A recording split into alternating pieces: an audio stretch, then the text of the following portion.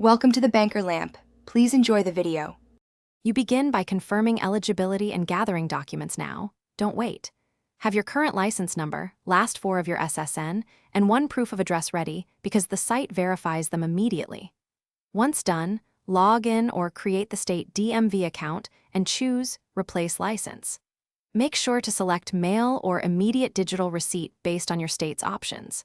This speeds verification and prevents interruptions during the form submission step. You now complete the online form carefully, entering names and dates exactly as they appear on your record. Mismatches trigger rejections. Next, upload required scans or a selfie photo, keep files within the size limits, and use good lighting because automated checks flag blurry images. Once uploaded, answer the short eligibility questions honestly and choose your delivery method. If you need a temporary license, select the printable PDF where available. Then review every field. You finish by paying the replacement fee and saving the confirmation number. This record is your proof if anything goes wrong.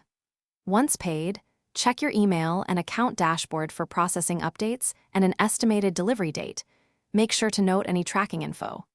If your application is rejected, re-upload corrected documents quickly and use the confirmation ID when contacting DMV support. One key troubleshooting tip: clear file naming and resubmission within 24 hours, usually.